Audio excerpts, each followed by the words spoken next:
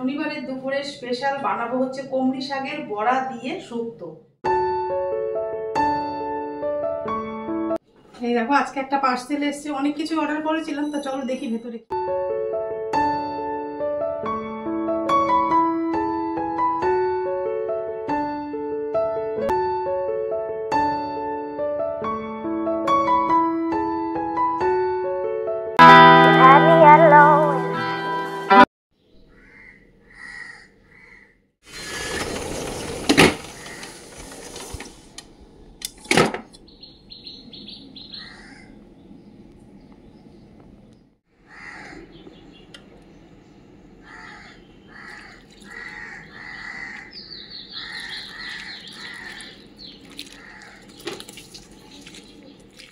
Hello everyone, good morning. তোমরা সবাই কেমন আছো? আশা করি খুব ভালো আছো, সুস্থ আছো। আমরাও ভালো আছি। দেবনাথ ফ্যামিলিতে তোমাদের আরেকবার স্বাগত।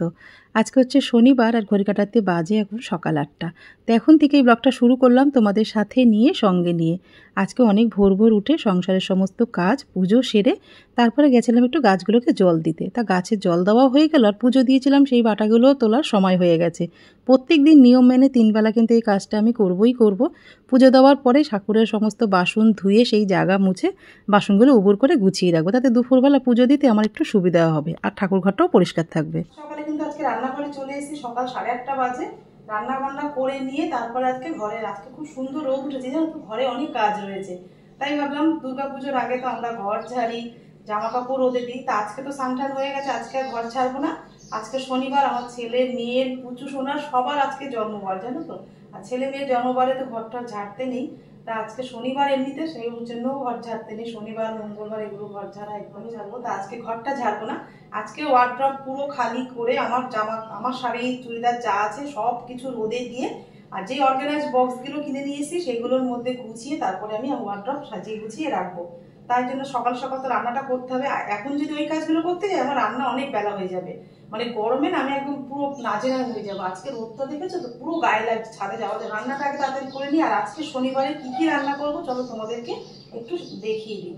আর অনেক সকালে উঠে, যখন ছেলে যায় 5:30টায় ওঠে, 6:30টায় যায়, সেই সময় উঠে আমি সবজি মোটামুটি সব কেটে ধুয়ে একদম রেডি করে রেখেছি। শুধু শাকটা কাটবো, তোমাদের দেখানো হয়নি বলে, তাই জন্য শাকটা একটু সমস্ত কিছু কিন্তু এখানে একদম গুছিয়ে একদম রেডি করে নিয়েছি। আর দুপুরবেলা একটুখানি বাজারে গেছিলাম, মানে ট্যাক্সের বিল জমা দিতে। কালকে আবার টিচার্স ডে ছিল বলে বন্ধ ছিল, আবার ফিরে আসতে হয়েছে। তা হেঁটে হেঁটে আসছিলাম, তো চোখে পড়লো এরকম পাকা পাকা লঙ্কা। তা শুকনো লঙ্কার গুঁড়ো প্রত্যেক দিন খাওয়ার থেকে মনে হচ্ছে এই পাকা লঙ্কাগুলো বেটে রাখলে, মানে কন্টেনারে করে ফ্রিজে রাখলে না, খেতেও ভালো লাগবে আর কালারটাও তরকারির চলে আসবে, মানে এক কাজে 2 কাজ হয়ে যাবে। ওই জন্যই পাকা লঙ্কা। শনিবার দুপুরে কি কি রান্না করবো তোমাদের দেখে দিই। এখানে পোয়া ভোলা রয়েছে, এখানে নুন হলুদ মাখিয়ে রেখেছি। আর এটা হচ্ছে একটা স্পেশাল বানাবো কিছু, কিন্তু এখানে কেটে ধুয়ে একদম রেডি করে নিয়েছি। বললাম না বাজারে গেছিলাম, কুমড়ি শাকও কিন্তু নিয়ে চলে এসেছি। তা কুমড়ি শাক দিয়ে একটা দারুণ রেসিপি তোমাদের সাথে দুপুরে যেটা স্পেশাল বানাবো সেটা হচ্ছে এই দেখো, কুমড়ি শাক তো নিয়ে এসেছি। কুমড়ি শাকের বড়া দিয়ে বানাবো হচ্ছে শুক্তো। তা শুক্তোর জন্য যা যা সবজি লাগবে মোটামুটি ঘরে যা ছিল আমি কিন্তু সমস্ত কিছু কেটে ধুয়ে নিয়েছি। হাফ মতন বেগুন কেটেছি, একটা পটল, 3টে মতন উচ্ছে ছিল সেই উচ্ছেটাও কেটে নিয়েছি, হাফ পেঁপে, একটা কাঁকরোল, একটা ছোট সাইজের আলু আর ঝিঙে। আর এইটা হচ্ছে ছোলা। কিন্তু করতে গেলে ছোলার ডালের বদলে তোমরা কিন্তু মটর ডালটাও ব্যবহার করতে পারো। আমার কাছে যা ছিল সেগুলো দিয়ে আমি রান্নাটা করছি, সেটাই তোমাদের সাথে শেয়ার করবো। আর কুমড়ি শাকটা চলো ভালো করে এই পাতাগুলো কিন্তু নেবো, নিয়ে আমি ভালো করে কুচিয়ে নেবো। শনিবারের দুপুরে স্পেশাল বানাবো হচ্ছে কুমড়ি শাকের বড়া দিয়ে শুক্তো। তা আমি যেভাবে বানাবো সেই রেসিপিটাই তোমাদের সাথে শেয়ার করবো। তো চলো রেসিপিটা দেখতে থাকো। এগুলো একটু কেটে ধুয়ে একটু গুছিয়ে নিই, একদম ছোট ছোট কুচি কুচি করে কিন্তু এই কুমড়ি শাকগুলো কাটতে হবে। চলো আগে বেছে নিই তারপরে। আর এদিকে পাকা লঙ্কাগুলো কিন্তু মিক্সার জারে ভালো করে লঙ্কা বেটে রাখবো, তার জন্য লঙ্কাগুলো ছাড়াচ্ছিলাম। এই লঙ্কাগুলো বেশি করে বেটে রেখে দেবো। গুঁড়ো লঙ্কাটাও শেষ হয়ে গেছে, ওই জন্য পাকা লঙ্কাটা বেটে রাখবো। বেশি গুঁড়ো লঙ্কা তো খাওয়া প্রত্যেক দিন ভালো না, কাঁচা লঙ্কা দিয়ে বেশিরভাগ রান্নাটা হয়। আর আমাদের ঘরে প্রচুর কাঁচা লঙ্কাও লাগে, জানো তো, ঝাল খায় সবাই। আর দেবনাথবাবু খেতে বসলে তো 4-5টা করে কাঁচা লঙ্কাই লাগবে। তো চলো এগুলো ছাড়িয়ে ভালো করে মিহি করে বেটে। কুমড়ি শাকগুলো ভালো করে ছাড়িয়ে নিয়ে অনেকক্ষণ ধোয়ার পরে আমি একটুখানি জলে ভিজিয়েও রেখেছিলাম। তো চলো এটা একটু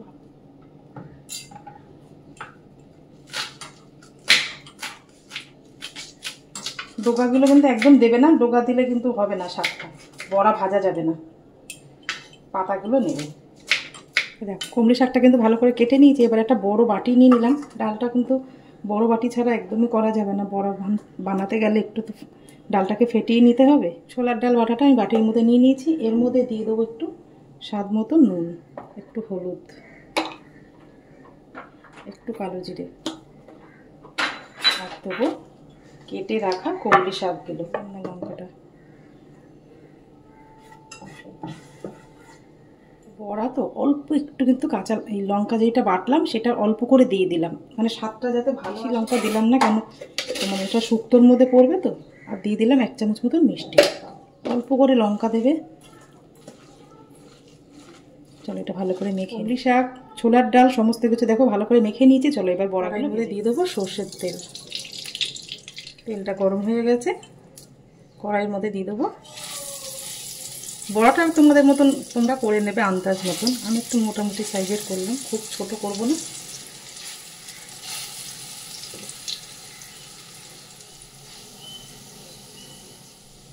বড়াগুলো দেখো ভাজা হয়ে গেছে। এবার এটা উল্টে দিলাম। গ্যাসটা কমিয়ে ভাজবে, দেখবে বড়াগুলো খুব সুন্দর হবে। বেশি বাড়িয়ে দিলে না কালো হয়ে যাবে। চলো বড়াগুলো নামিয়ে নিই ভাজা করে। বড়াগুলো কিন্তু ভাজা হয়ে গেছে। আর কতটা তেল দিয়েছিলাম, তেলটা পুরো টেনেও নিয়েছে। বড়াগুলো তুলে নেব।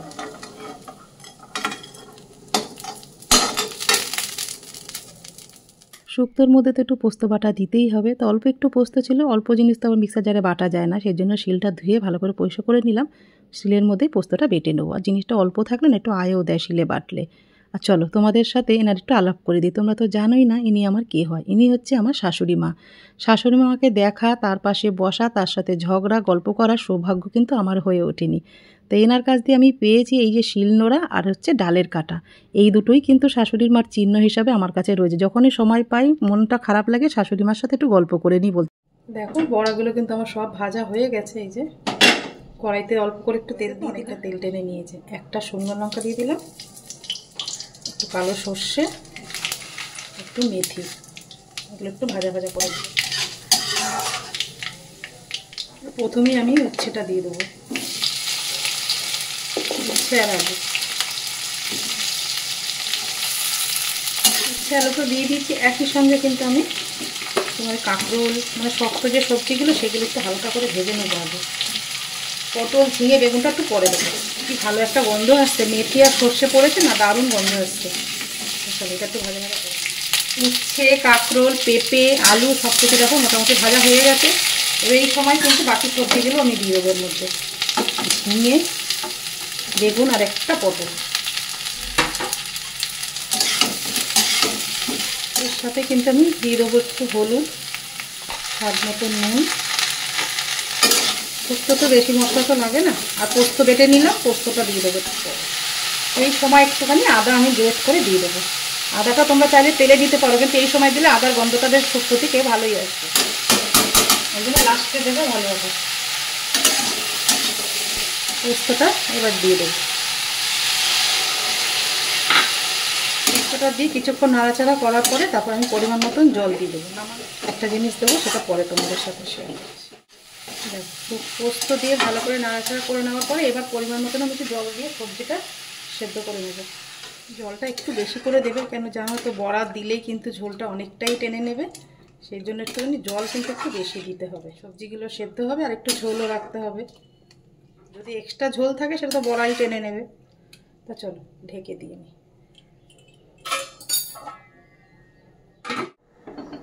শুক্তোটা সবজিগুলো কিন্তু সব সেদ্ধ হয়ে গেছে। এই সময় কিন্তু আমি একটু দুধ দিয়ে দেবো। তোমরা জানো শুক্তো মানে একটু দুধ না দিলে একদমই ভালো লাগে না। জলটা পরিমাণ মতন দিয়েছিলাম, একদম কিন্তু শুকিয়ে নিয়েছে। এবার দুধটা এর সাথেই কিন্তু একবারে দিয়ে দেবো আমি বড়াগুলো। নামিয়ে দেবো, বেশি ফোটাবো না, তাহলে বড়াগুলো কিন্তু একদম নরম হয়ে যাবে। ঢাকা দিয়ে ফুটতে দেবো।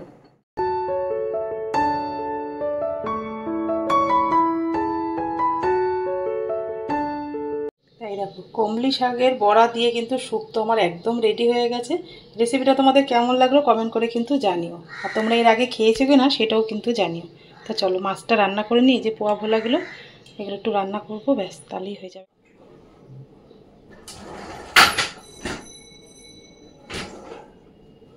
এই দেখো আজকে একটা পার্সেল এসছে, অনেক কিছু অর্ডার করেছিলাম, তো চলো দেখি ভেতরে কি আছে।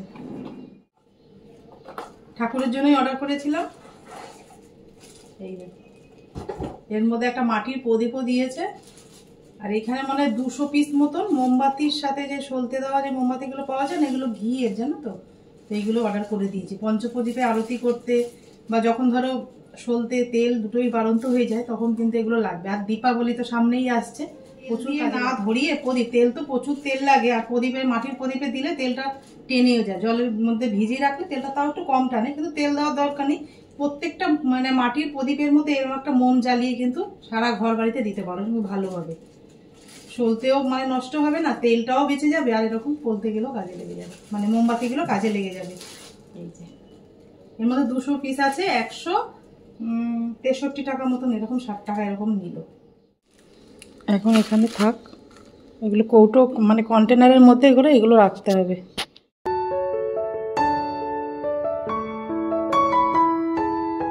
এবারে রান্নাবান্না কিন্তু আমার একদম হয়ে গেছে। এই যে আলু দিয়ে কাঁচা লঙ্কা কালো জিরে দিয়ে ভোলা মাছের একটু হালকা করে একটু ঝোল করে নিয়ে, ঝাল করলে কিন্তু দেবনাথ বাবুর হবে না, একটু ঝোল রাখতে হবে, তার মধ্যে 2-4টে আলুও দিতে হবে। একটা ছোট সাইজের আলু দিয়েছিলাম, দেখো লম্বা লম্বা। আর এখানে গরম ভাত একদম হয়ে গেছে, আর তোমাদেরকে তো আগেই দেখালাম এই যে শুক্তো। ব্যাস এই কিন্তু আজকে রান্নাবান্না হয়েছে শনিবারে, ভোলা মাছের আলু দিয়ে একটু ঝোল, আর হয়েছে কমলি শাকের বড়া দিয়ে শুক্তো। তো চলো এবার কাজগুলো শুরু করা যাবে। ঘড়ি কাটাতে কিন্তু 11টা 35, আমার তো রান্নাবান্না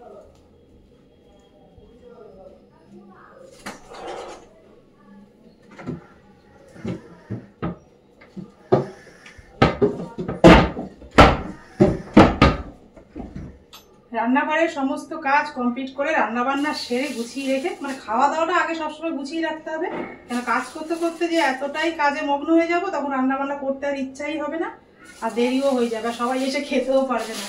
আর এই যে সেদিনকে যে অর্গানাইজ যে বক্সগুলো নিয়েছিলাম জামা কাপড় রাখার, সের মধ্যে রাখবো, আর জামা কাপড়গুলো রোদেও দিয়ে আসবো। আর দেখো ছাদে যাবো বলে কিন্তু একটা ফুল হাতা কুর্তি পরে নিয়েছি, প্রচন্ড রোদ আজকে। চলো কাপড়গুলো বার করে এবার সকাল রোদে দিয়ে আসি।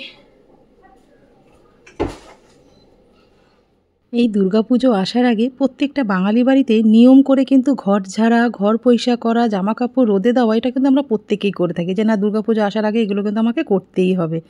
নিয়ম তো রয়েছেই, কিন্তু নিয়মের পাশাপাশি কী বলতো, জিনিসগুলো পরিষ্কার রাখতে হবে, জিনিসগুলো বছর বছর আটকা পড়ে থাকে, সেইগুলো নিয়ম করে সেই দিনটাই দুর্গাপুজো আসার আগেই কিন্তু এই কাজটা দেখবে ঝোঁকে ঝোঁকে কিন্তু আমরা প্রত্যেকেই করে নিই। এমনি কিন্তু সারা বছর সময় থাকলেও কিন্তু আমরা করতে চাই না, আলিস্যর জন্য কাজগুলো পড়ে থাকে। ওই জন্য দুর্গাপুজো আসার আগে মা এই নিয়মটা বার করেছে, প্রত্যেকটা বাঙালি বাড়িতেই নিয়ম করে কিন্তু এগুলো রোদে দেওয়া, পরিষ্কার করা, ঝাড় পোছ, মানে চারিদিকে ঘর বাড়ি একদম ঝকঝক করছে, তার মধ্যে মা আসার একটা আনন্দ তো রয়েছেই রয়েছে। ওই পাশে যে ওয়ার্ড্রপটা রয়েছে ওই ওয়ার্ড্রপটা কিন্তু পুরো খালি করে ফেললাম, যা জামা কাপড় ছিল সমস্ত খাটে নামিয়ে নিয়ে, আর শাড়িগুলো ছিল হ্যাঙ্গারের মধ্যে, সেগুলো একটু রোদে দিয়ে আসবো হ্যাঙ্গার সমেতে। ভেবেছিলাম আজকে ঘর ঝাড়া আর ওয়ার্ড্রপ পরিষ্কারটা করে নেবো, কিন্তু একদিনে এত কাজ কিন্তু করা আমার পক্ষে সম্ভব হবে না।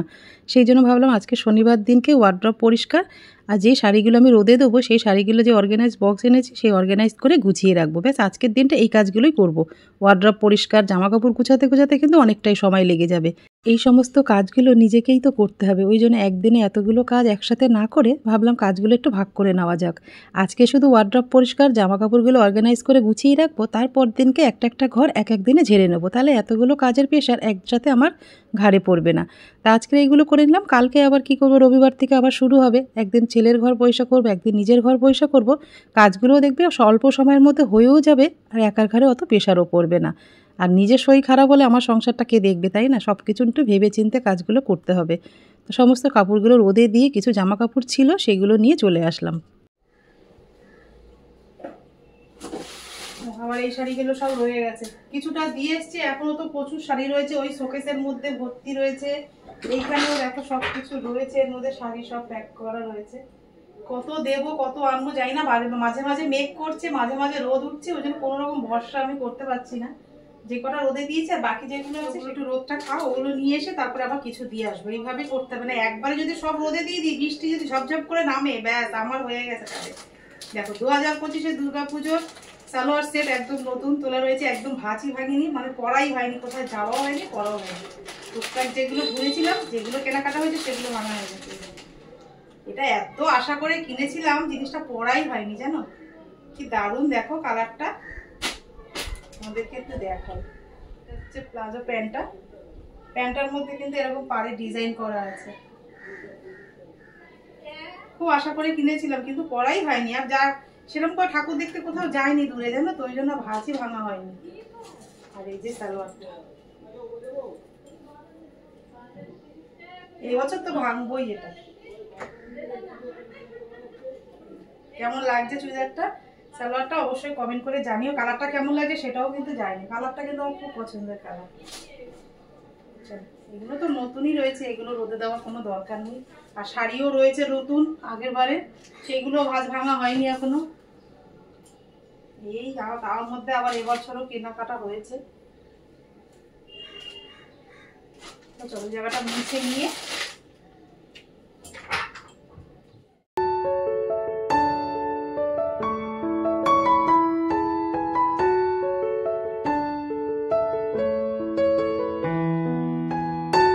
ওয়ার্ড্রপটা তো পুরো খালি করেই নিয়েছি। তো ওয়ার্ড্রপের মধ্যে দেখো একটা সুতির কাপড় নিয়ে কিন্তু ওপরটা ভালো করে পরিষ্কার করে নিলাম। নিচে দাঁড়িয়ে দাঁড়িয়ে যতটা সম্ভব হচ্ছিল পরিষ্কার করছিলাম, কেন খুব একটা তো লম্বা আমি নই, সেই জন্য একটা চেয়ারের সাহায্যে কিন্তু ওপরটা ভালো করে পরিষ্কার করে নিলাম। প্রচুর ঝুল জমে গেছিলো জানো তো। ওয়ার্ড্রপের ভেতরে আর বাইরে ভালো করে পরিষ্কার করে নেওয়ার পরে আমি দুটো কটনের কাপড় মাঝখান থেকে কেটে নিয়ে আমি ভাবছি ওপরটায় পেতে দেবো, তাহলে জিনিসগুলো রাখতে না সুবিধা হবে আর জিনিসটা নোংরাও হবে না। এই কাপড়গুলো আমি যাদবপুর কাটপিস থেকে কিনেছিলাম। এই একটা শাড়ি কিন্তু এখনো ভাঁজ ভাঙা রয়েছে, আগের বারও তোমাদের দেখেছি, আগের বার কেনার পরে আর মানে ভাঁজ খোলাই হয়নি। ওই সালোয়ারটা আর এই শাড়িটা, এটা কেরালা সিল্ক না কি, কেরালা সিল্ক একটা বলে।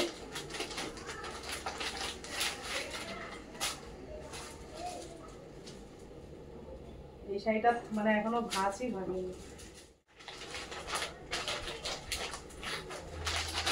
ব্লাউজ পিসটা বানাতে দিতে যাবো, তাল দিতে যাবো, ব্লাউজটা বানাতে দিয়ে আসবো, তারপরে পরবো।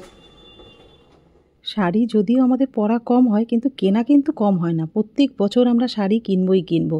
আর এমনি তো মানে অকেশন ছাড়াও তো আমরা অনেক শাড়িই কিনে থাকি, কিন্তু সেগুলো তো আর পরা হয় না, সব ভাঁজ ভাঁজ করে পাট করে রেখে দিতেই যেন বেশি ভালো লাগে। কিন্তু শাড়ি আমাদের কিনতেই হবে, পরি আর না পরি। তা আগের বারে শাড়িগুলো সালোয়ারগুলো সবই পরে রয়েছে, ভাবছি এবছর তো পরেই নেবো শাড়িগুলো।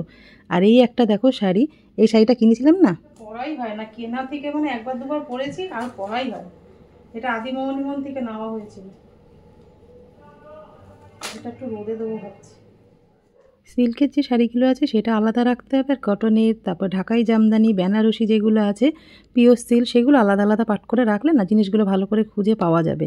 তো ওইগুলো ওয়ার্ড্রপের ওখানে কিছুটা গুছিয়ে রেখে তারপরে যে শোকেসের মধ্যে যে শাড়িগুলো রয়েছে, মানে বেশিরভাগটা পরা হয়, পুজো দেওয়ার সময় পরা হয়, তারপর কিছু তোলা শাড়িও রয়েছে, সেগুলো একটু রোদে দিয়ে আসবে। এগুলো একটু কটনের মধ্যে, তো এগুলো বর্ষার সময় দেখবে কেমন একটা গন্ধ ছাড়ে জানো এই শাড়িগুলো দিয়ে, সেইগুলো একটু দড়ির মধ্যে দিয়ে আসতে যায়। শাড়ির ভারে কিন্তু দড়ি একদম ঝুলে মাটিতে চলে এসছে, আরও তো এখনও দেওয়া বাকি রয়েছে। এগুলো পাপড়িগুলো ছাড়িয়ে আমি এখানে রোদে দিয়ে দিয়েছি। কেন দিয়েছি তোমাদের পরে কিছু কাপড় রয়েছে। চলো, ওয়ার্ড্রপের ভেতরে ওই বক্সটা রয়েছে, ওর মধ্যে কিন্তু সবটাই ব্লাউজ রয়েছে, ওইটা আর হাত দিলাম না। আর এখানে কিন্তু আমি একটুখানি কটনের কাপড় পেতে নিয়েছি।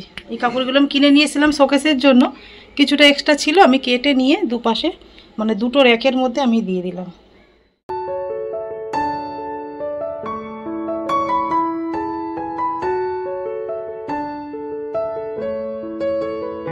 শাড়িগুলো সব কিছু রোদে দিয়ে আসার পরে আর ওয়ার্ড্রপটা পরিষ্কার করেছি না, অনেকটাই ঝুল পড়েছে, তাই ভাবলাম ঘরটা একটুখানি ভালো করে ঝাড় দিয়ে নিয়ে তারপরে বাকি কাজগুলো সেরে নেবো। দেখো আজকে ঘর পরিষ্কার করলে কালকে আমার ঘর আবার নোংরা হয়ে যায়। এই দেখো কতটা ওর স্যামের হেয়ার বেরিয়েছে খাটের নিচে, একটু শুধু ঝাঁটাটা দিয়ে ঝাড় দিয়েছি, তাহলেই এরকম অবস্থাটা। দেখো কত পরিষ্কার করবো বলো তো।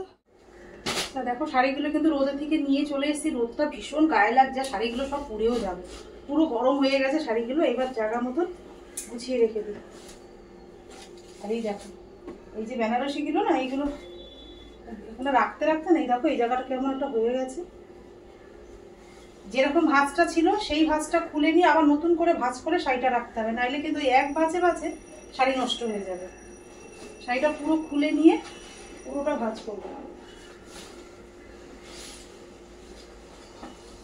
কাতান বেনারসি মনে হচ্ছে, খুলে খুলে আমি সব ভাঁজ করবো।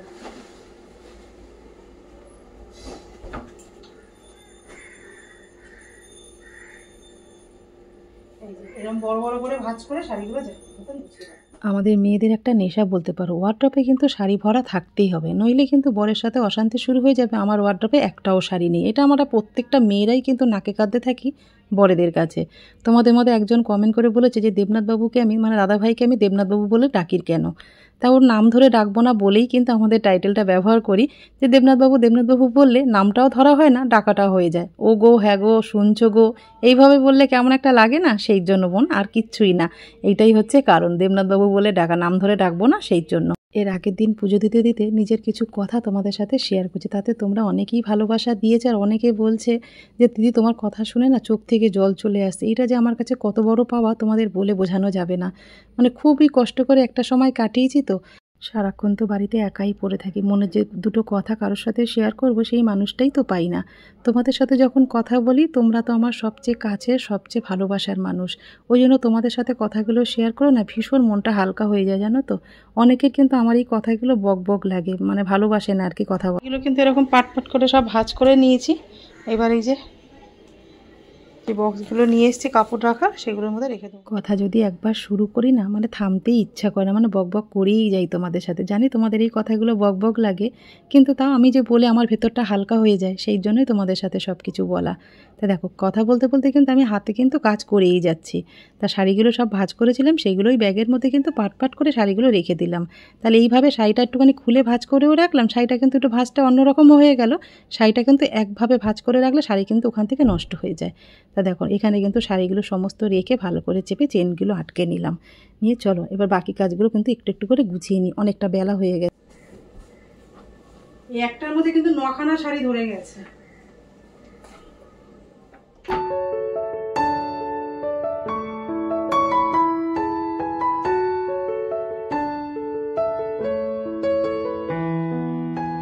শাড়ি রাখা যে অর্গানাইজ ব্যাগগুলো নিয়ে এসেছিলাম তার মধ্যে কিন্তু দেখো শাড়িগুলো আমি একদম সমস্ত গুছিয়ে রেখে দিয়েছি।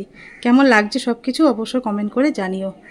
বক্সের মধ্যেই কিন্তু শাড়িগুলো ধরে গেছে, আরও কিছু শাড়ি আছে সেগুলো একটু ভাঁজ করব, তো এইগুলো তোমাদেরকে একটু দেখালাম। বাকি যেগুলো আছে সেগুলো গুছিয়ে নিই।